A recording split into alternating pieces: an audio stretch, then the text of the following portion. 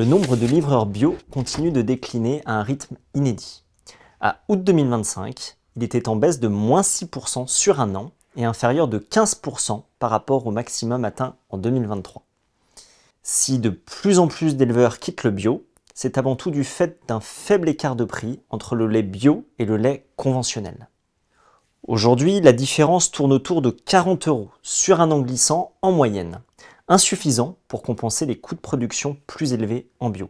Néanmoins, cet écart de prix pourrait de nouveau s'accentuer dans les prochains mois en lien avec la chute actuelle des cours du beurre poudre qui affecte moins directement les prix du lait bio.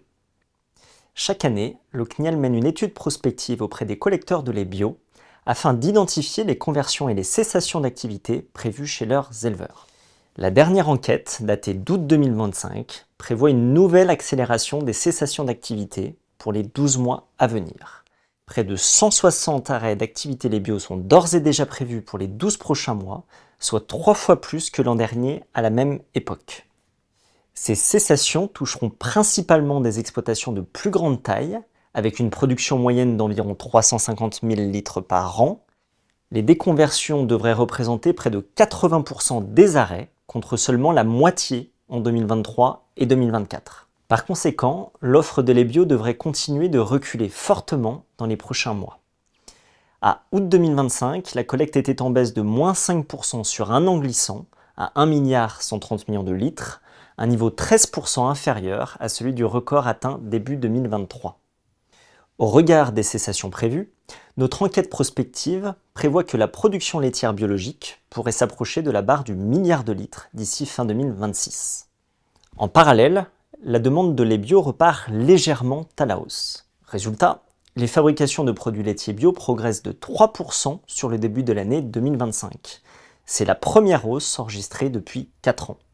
À part les crèmes et les poudres conditionnées, toutes les autres catégories sont en augmentation cette année. En 2025, la demande de produits laitiers bio continue de reculer légèrement dans les grandes surfaces. En revanche, elle progresse nettement dans les circuits spécialisés bio, mais aussi en restauration collective, où la part du bio dépasse désormais 10% des achats de produits laitiers en valeur, portée par la mise en œuvre progressive de la loi Egalim. Si la loi était pleinement appliquée et le seuil de 20% de bio atteint par tous les acheteurs, cela pourrait représenter un potentiel de 100 millions de litres de lait bio supplémentaires absorbés dans les prochaines années. En conclusion, la filière laitière bio est en phase de rééquilibrage, mais davantage sous l'effet de la baisse de l'offre que du rebond de la demande, qui reste encore modéré.